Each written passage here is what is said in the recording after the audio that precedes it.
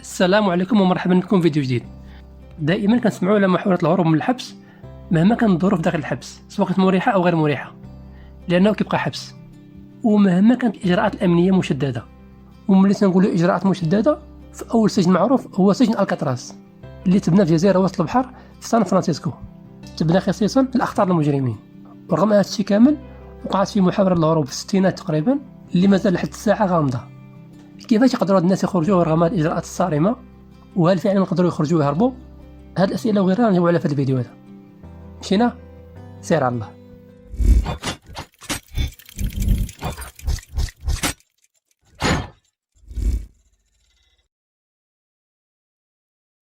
أول مجموعة دخلت الحبس كان معاهم المافيوزي المعروف آل كابوني.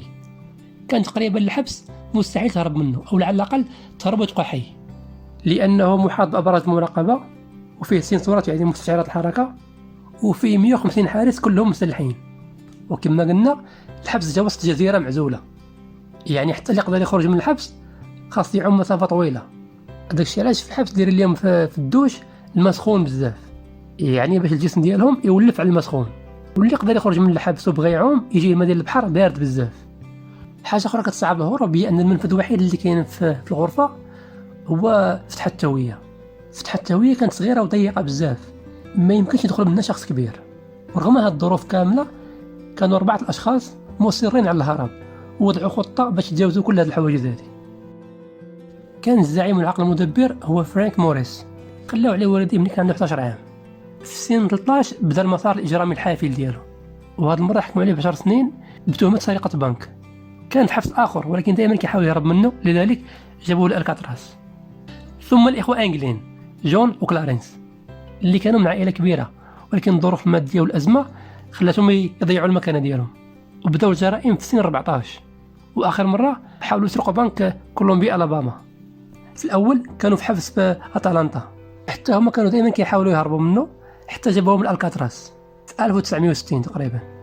ثم الشخص الرابع هو آرين ويست، سبق لي تحبس أكثر من 20 مرة، وحتى هو دائما كيحاول يهرب. وفي 1957 جابوه لألكاتراس.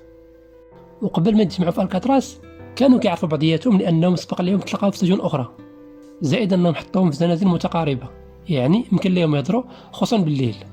وهنا بداو وضع خطة للهروب.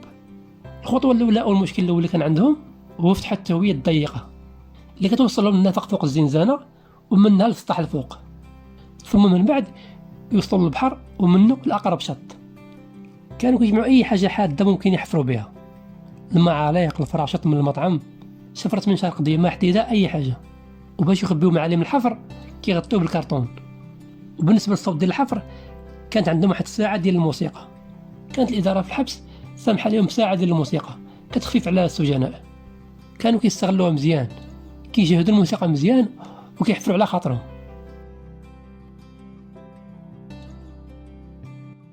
الحبس كما قلنا جا في جزيرة محاط بالماء، الحيط ديالو كلاتو الرطوبة والملح، لذلك قدروا بالمعلق وبشي أدوات بسيطة يوسعوا فتحة التهوية في وقت قصير.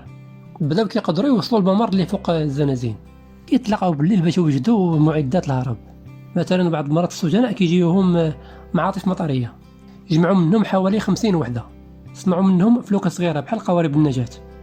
المشكل اللي كان هو انهم ملي كيدخلوا هما لذاك النفق باش يصيبوا المعدات ديالهم، بعض المرات الحراس كيدوزوا يشوفوا واش كلشي هو هذاك، يعني واش كل واحد في الزنزانة ديالو.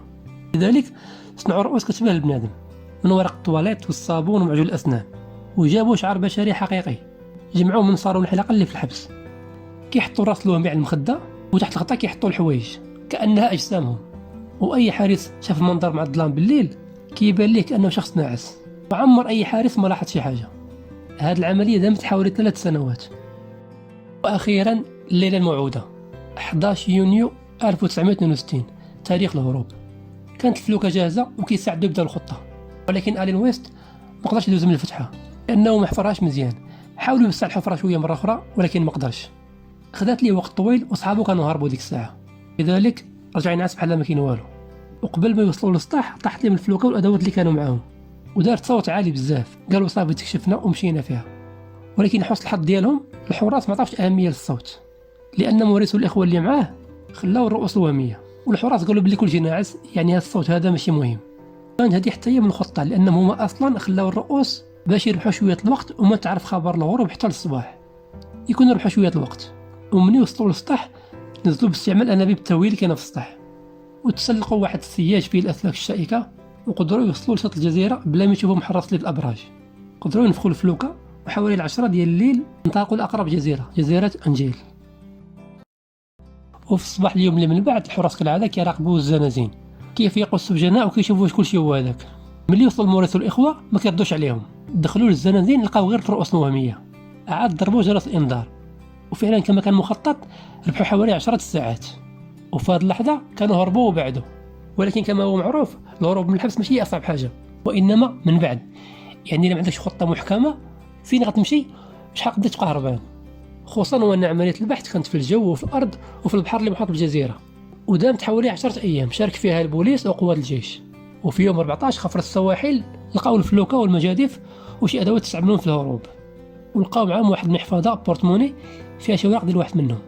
هاد الشيء لقاوه في الساحل الجنوبي لجزيرة أنجيل اللي وصلوا لها باش يهربوا، ولكن أهم حاجة ما لقاوهاش وهي الجثث.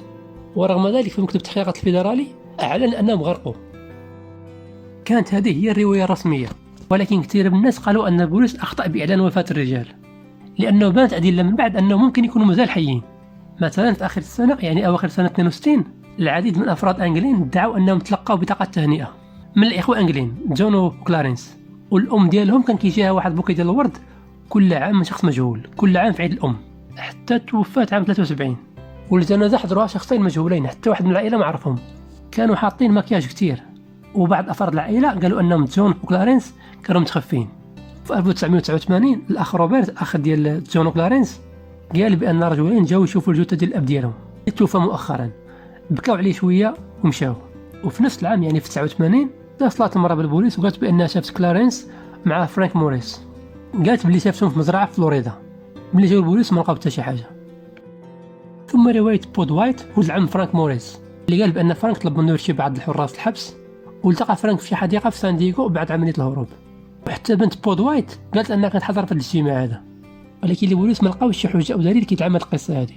وفي عام 93 جون كيلي اعترف وهو على فراش الموت بأن عائلات السجناء كلفوه يوصل لهم $40,000، ولكن هو طمع وقتلهم باش ياخذ الفلوس، واعترف اليوم حتى بالمكان اللي دفنهم فيه. ولكن بعد عملية البحث في المكان المذكور البوليس ما لقاو حتى شي بقايا. المهم على مر السنين كانوا أشخاص بزاف خارج من العائلة كيدعيوا باللي شافوهم أو لا تواصلوا معهم.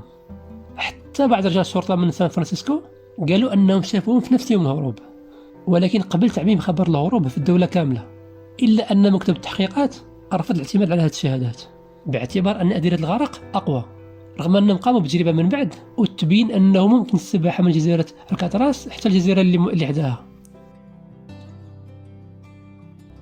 ثم قصة أخرى من فريد ويرزي صديق الإخوان الإنجليين من الطفولة، قال بأنه شافهم في البرازيل وخذ معهم صورة في 75. الصورة كانت قديمة شوية والجودة ديالها ضعيفة، لذلك كان صعب تحديد هويتهم، زائد كانوا لابسين نظارات شمسية. وفي برنامج تلفزيوني عرضوا الصورة على خبير أمريكي في تحليل الصور، وكان متأكد بأن اللي في الصورة هما الإخوين كلارنس وجون. ثم أخيرا عام 2013 البوليس ديال سان فرانسيسكو تلقاو رسالة من شخص مجهول يدعي بأنه هو جون، وصف لهم في الرسالة تفاصيل الهروب، وقال لهم باللي خو كلارنس مات في 2011 وفرانك موريس مات في 2005، وبأنه كيعاني من السرطان ومستعد يسلم نفسه مقابل العلاج. لكن مكتب التحقيق ما قدرش يتأكد من صاحب الرسالة ولا أنه بالفعل خط جون، وحتى صاحب الرسالة ما عاودش يتواصل معه مرة أخرى. المهم مكتب التحقيقات الفيدرالي أغلق رسميا القضية في 79، ولكن دائرة المارشال الأمريكية خلت القضية مفتوحة حتى ل 2030 يكون عمرهم تعدى 100، يعني أن فرانك موريس والإخوة إنجلين جون وكلارنس مازال على قائمة المطلوبين، وتعطات مواصفات كيفاش ممكن يكون الشكل ديالهم في سن 90 أو 80، لأن ضباط المارشال عكس البوليس كانوا متأكدين أنهم هربوا. ويبقى السؤال المطروح، هل فعلا فرانك موريس والإخوة إنجلين قدروا يهربوا والبوليس كذبوا على الناس وقالوا أنهم ما قدروش يهربوا وماتوا غرقا باش يحافظوا على سمعة الحبس كأخطر سجن وأكثر سجن متأمن في العالم؟ لو أن البوليس قدروا يتواصلوا مع الشخص اللي ادعى أنه جون وقال أنه مستعد يسلم نفسه مقابل العلاج كنا ربما نعرفوا شي حاجة. هاد القصة مثلوا عليها فيلم في 79 بطولة كلين ستود اللي مثل دور ديال فرانك موريس، واللي بغى تفاصيل أكثر هتلقاوه في الوصف. وهكذا نكون وصلنا للنهاية. شكرا على المتابعة. بارك الله عليكم والسلام عليكم.